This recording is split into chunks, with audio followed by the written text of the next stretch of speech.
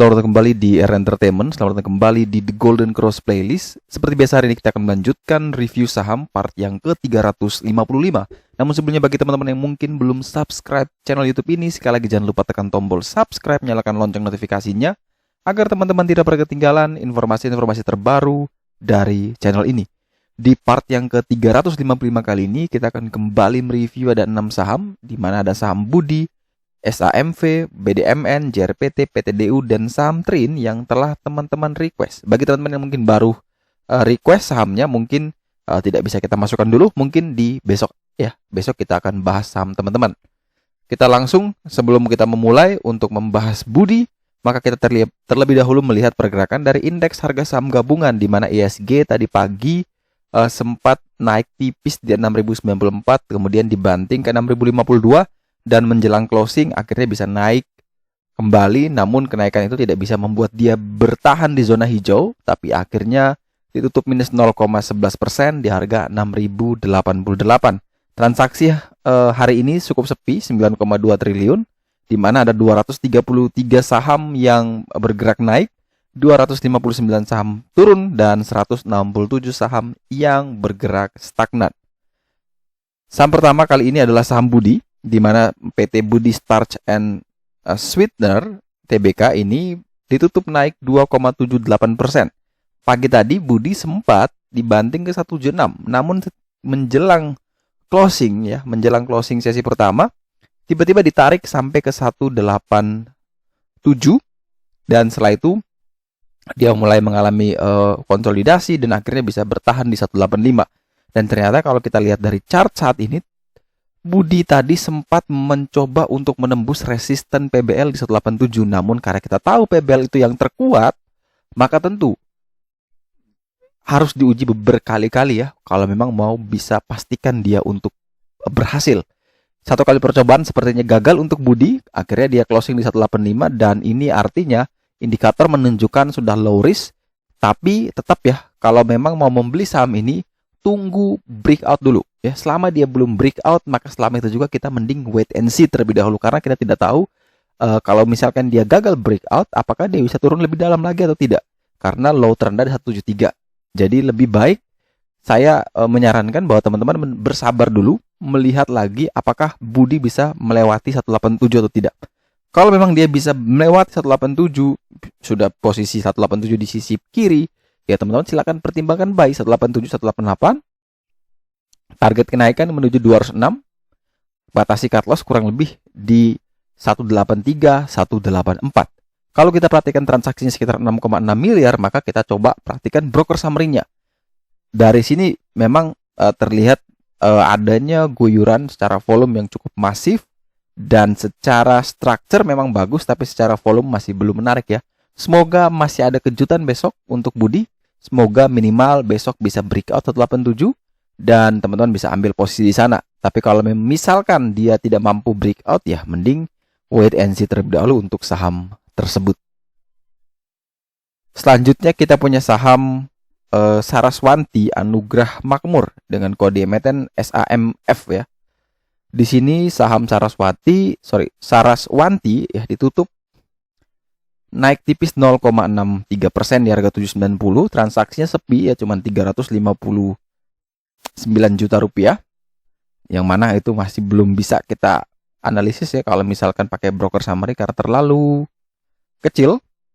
Kemudian kita coba perhatikan dari The Golden Cross. Di sini memang SAMF ini memang sedang bermain di sekitaran area PBH dan area PBL. PBH di 875, PBL di 755. Kalau indikator menunjukkan di sini SAMF ini berada dalam medium risk ya. Jadi PT Saraswati ini berada dalam medium risk. Jadi harga saat ini menuju ke PBH atau menuju resisten, itu kalau dibandingkan dengan harga saat ini menuju PBL, itu kurang lebih nilainya 1:1 ya, kurang lebih. Jadi risk rewardnya sama, sehingga kalau saya pribadi dapat case seperti ini, saya akan menunggu nih. Dia kalau misalkan bisa turun lagi, minimal dia ke 755, 760, itu bagus. Karena dia dekat dengan PBL dan kita bisa ambil di sana. Asalkan 755 tidak jebol. Kalau misalkan setelah kita ambil 755, 760 malah dia jebol terus, ya udah prepare cut loss 725, 735. Itu adalah antisipasi kita ya. Jadi bukan berarti kita dekat PBL berarti dia pasti naik, tidak mungkin ya, tidak pasti gitu. Kita tetap harus prepare yang namanya ketidakmungkinan itu ya. Kita mempersiapkan kalau memang ternyata dia tidak sesuai harapan kita, tidak sesuai dengan skenario kita, ya sudah kita cut loss dulu ya. Tapi dengan level yang sudah kita ambil, kita merasa lebih confident, lebih nyaman bahwa level itu adalah level support terkuat. Kalau toh jebol, ya ada kemungkinan besar ya dia bisa turun terus dan kita sudah amankan duluan posisinya. Tapi kalau misalkan ternyata kita sudah cut loss malah dia naik kembali, ya sudah kita tinggal re-entry. Kalau dia bisa naik lagi melewati PBL-nya, ya sudah kita re-entry kembali untuk saham tersebut. Jadi simple. Kita tidak perlu takut cut loss. Jadi kita cuma batasi dulu. Kalau ternyata dia turun terus, ya syukur kita terbebas dari yang nyangkut dalam. Tapi kalau misalkan dia bisa rebound kembali, ya udah kita re-entry. As simple as that. Tidak perlu kita pusingkan dengan hal-hal seperti itu. Karena itu yang sudah saya coba bahwa ternyata memang kalau dulu-dulu awal trading ya memang gitu. Tidak mau cut loss. Kalau cuan dikit TP, kalau cut loss sudah dalam tidak mau cut loss ya, tetap hold. Jadi terbalik. Seharusnya itu mindsetnya diubah ya. Cut loss secepat mungkin, take profit selama mungkin. Jadi kawal terus profitnya, tapi ketika minus ya wajib segera mungkin cut loss gitu.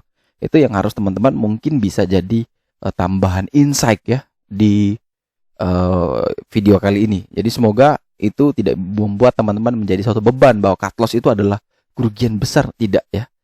Sebenarnya itu hanya sebagian dari cara untuk kita memproteksi dana kita biar tidak tergerus lebih dalam lagi ya. Contoh nanti ada juga tadi yang teman-teman yang mungkin nyangkut di PTDU, itu juga yaitu antisipasi cut loss kan kalau tidak ada kan sekarang sudah 300 sekian kan, itu sudah cukup besar sekali untuk kita mau cut loss ya. Jadi itu yang ditakutkan seperti itu.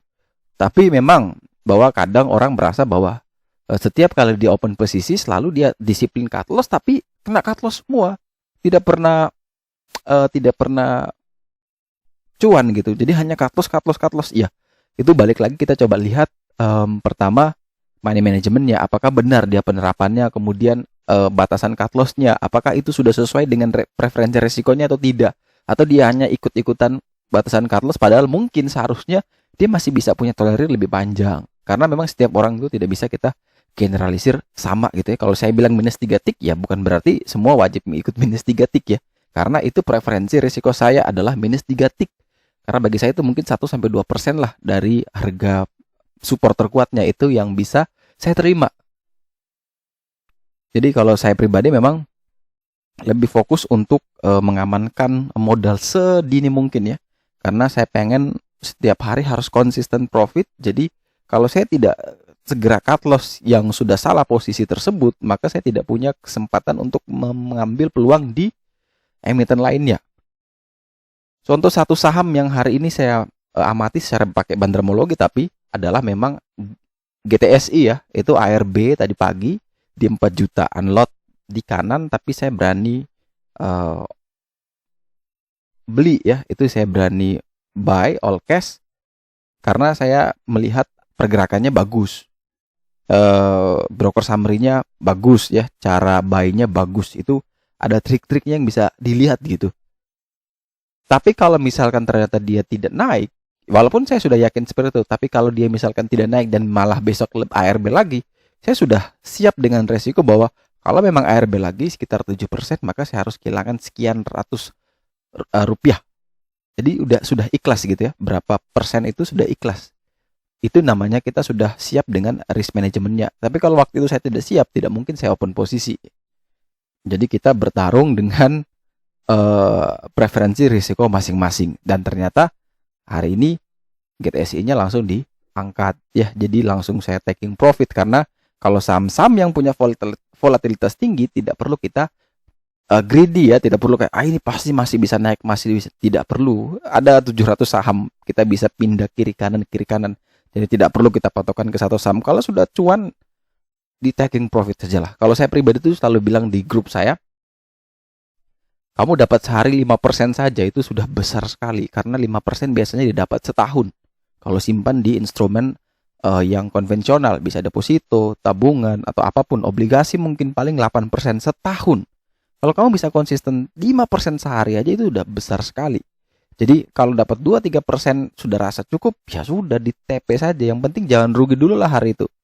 Kalau itu prinsip saya yang saya pakai selama trading. Jadi walaupun cuannya mungkin tidak maksimal, tapi setidaknya saya punya mindset bahwa ini sudah lebih dari cukup dan saya harus bersyukur dengan yang saya dapatkan. Jadi otak kita tuh tidak selalu berpikir, ini masih kurang, ini masih kurang. Nah, ini yang membuat kita akhirnya greedy. Tadinya misalkan belinya cuma 10 juta, ya karena 2% cuma 200.000, kita langsung ya sudah saya nambah jadi 100 juta, siapa tahu 2% kan dapat 2 juta. Malah ternyata turun 2%, itu minusnya 2 juta juga loh. Jadi jangan sampai kita karena greedy akhirnya rugi kita jauh lebih besar. Mending kita main santai. Katakan modal 10 juta. Tapi setahun kamu bisa buat jadi 50 juta, itu udah perfect banget. Apalagi 10 juta balik jadi 10 juta lagi. Itu sudah luar biasa sekali. Karena tidak ada tempat kita atau instrumen manapun yang kita simpan setahun jadi 100%. Kecuali kita buka usaha, bisnis. Trading, kalau dapat seperti itu luar biasa sekali. Ya, luar biasa sekali. Jadi tidak perlu kita terlalu ngotot untuk dapat arah. Kalau dikasih syukur. Tapi kalau tidak dikasih tidak perlu kita berharap ya. Terus berharap. Ini memang sudah ibaratnya sudah tidak bisa naik lagi, tapi karena kita dengan optimisme masih bisa naik. Ternyata di ARB kan yang tadinya sudah profit malah minus. Itu yang jangan sampai terjadi di teman-teman. Jadi sekali lagi untuk SHM Saraswanti ini, teman-teman lebih baik ya tunggu saja di 755, 760, itu jauh lebih menarik. Kemudian berikutnya kita punya saham Bank Danamon dengan kode emiten BDMN, di mana saham ini sempat dibuka naik di 2540, namun setelah itu dibanting ke 2450 dan closing di 2470 atau minus 2,38%. Kalau kita perhatikan, BDMN telah menembus area middle trend line-nya. Ini sudah rawan ya, middle trend line-nya ditembus ya. Kemudian yang sebelumnya juga sudah ditembus, maka next terakhir penurunan adalah menuju ke 2299 atau 2300. Dan area PBL di 2210. Jadi ketika dia masuk ke dalam area tersebut, maka mungkin bisa mulai dilirik emiten ini. Jadi 2210 sampai dengan 2300. Kalau memang dia kuat bertahan di 2300, ya ambil di sana 2300 sampai dengan 2320. Target kenaikan menuju ke 2480. Di sini ada white line, bisa juga dijual di 2534, bisa pasang di 2590 atau di 3050. Itu teman-teman bisa pakai sebagai titik untuk TP. Banyak sekali titik TP. Tapi ketika teman-teman cari resisten, maka di sini cuma ada 2299 dan 2210 ya. Jadi kalau misalkan ketika dia turun kuat di 2300, coba buy di sana. Kalau ternyata turun lagi, ya sudah tambah posisi di 2210. Kalau turun lagi, prepare cut loss kurang lebih 2170, 2180. Jadi ini di dua level itu di rentang area tersebut teman-teman bisa atur money management. Mungkin buy 30% dulu. Kemudian kalau turun lagi mendekati 2210 ya ditambah 70%. Jadi dibagi 2 sampai 3 kali pembelian. Itu mungkin jauh lebih menarik. Tapi kalau misalkan teman-teman besok melihat BDMM langsung dibanting tembus terus di bawah 2300, ya tunggu saja satu kali buy di 2210. Jadi itu seninya ketika trading, melihat momentum, melihat peluang, di manakah yang paling cocok untuk kita ambil posisi untuk buy. Jadi kalau misalkan ambil 2300, ya prepare cut loss minimal 3 tick dari level supportnya 2300 atau jual lagi di 2170, 2180 walaupun itu cukup jauh. Nah, ini kembali lagi kepada risk profile dari masing-masing. Kalau kita perhatikan dari broker summary karena transaksinya sekitar 13 miliar, maka di sini menurut saya pribadi teman-teman bisa buka RTI juga ya. Itu strukturnya jelek, kemudian volumenya juga masih kurang bagus ya. Ini masih ada tekanan, semoga dia akan reda ketika masuk ke area 2210 sampai dengan 2300 sehingga bisa kita ambil posisi di sana. Selanjutnya kita punya saham Jaya Real Property, di mana saham ini ditutup stagnan di 490. Saham JRPT sempat naik ke 494, kemudian sempat dibanting ke 488, namun menjelang closing ditarik kembali ke 490 dan akhirnya membentuk doji candle. secara chartnya memang di sini dia cenderung bergerak uptrend ya. Ini dia naik terus ya. Hanya sayang sekali dia harus bisa menembus dari 496. Ini adalah area resisten terkuatnya. Kalau dia bisa menembus ke 496, maka peluang besar dia masih bisa rally terus dan membentuk 40 hari harga tertinggi baru ya dari JRPT. Tapi kalau 496 ini gagal tembus, maka peluang turun besar itu ke 472 terbuka lebar. Jadi kalau misalkan teman-teman mau beli, antara dia breakout 496 baru teman-teman bisa pertimbangkan buy, atau bisa tunggu saja di sekitaran area 472 476 ya. Jadi dua opsi ini teman-teman bisa pakai, antara dia mau melewati dari PBH atau dia turun di sekitaran area PBL. Ini tergantung dari besok market mau bergerak seperti apa. Tapi kalau broker summary memang tidak bisa kita perhatikan karena volumenya masih di bawah 1 miliar dan itu masih belum menarik menurut saya pribadi kalau misalkan volumenya belum besar untuk dianalisis ya. Tapi kalau misalkan teman-teman tetap bertanya, ya menurut saya pribadi ini memang sudah mulai menarik, sudah seimbang. Semoga dia bisa breakout ya 496. Kalau memang bisa breakout silahkan ambil di posisi breakoutnya. Tapi kalau memang dia belum mampu breakout ya mending tunggu lagi di sekitaran area PBL-nya. Kemudian berikutnya kita punya saham Jasa Uber Sakti PTDU. Ini yang tadi ada yang request juga karena nyangkut. Belinya di 530 dan harga saat ini sudah di 354 ya. Sepertinya sudah terjadi penurunan sekitar 20%-an apa 30%. Kita coba hitung ya. Kira-kira kalau dari harga 530 kita kurangi dengan 30% itu udah 371, berarti lebih dari 30%. Iya, ini kurang lebih 33% minus ya. Dan itu sudah sangat dalam sekali. Indikator The Golden Cross pun juga sudah tidak bisa membantu menunjukkan bahwa apakah level ini masih aman atau tidak. Karena level-level pentingnya telah jebol, 406 jebol, 380 yang terendah juga jebol, terakhir di 346 yang mana ini merupakan jarak dekat sekali. Kalau memang besok ARB lagi kayaknya ini tembus dan itu pasti punya peluang untuk turun terus. Tapi dia bertanya juga apakah akan pilot atau tidak, rasanya belum ya. Ini secara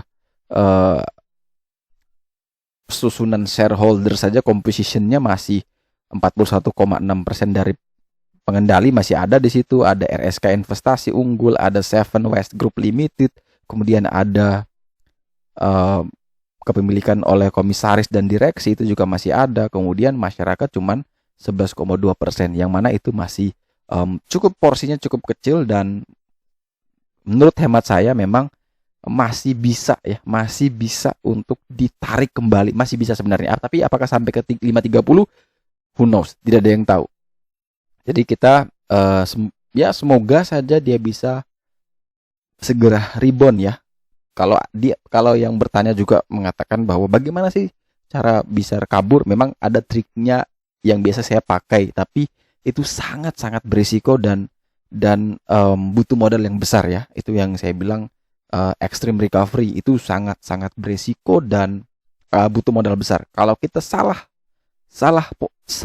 hitung, salah ambil posisi, salah momentum, maka jelas minus kita jauh lebih besar lagi.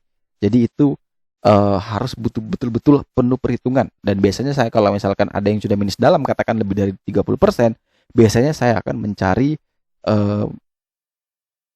saham tersebut dan analisa saya pasti akan mendalam, melihat dari paling penting saya lihat dari bandrambologinya, karena itu yang bisa meyakinkan saya bahwa saham ini akan rebound atau tidak.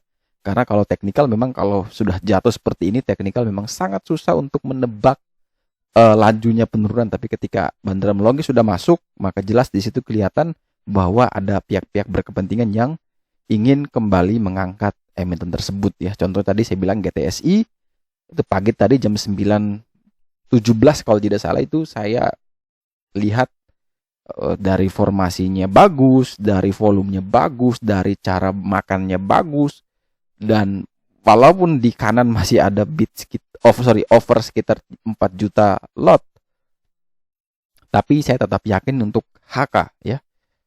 Tetap yakin untuk HK dan langsung saya auto sell di 79 sebagian dan sebagiannya masih di hold buat besok karena masih bagus. Jadi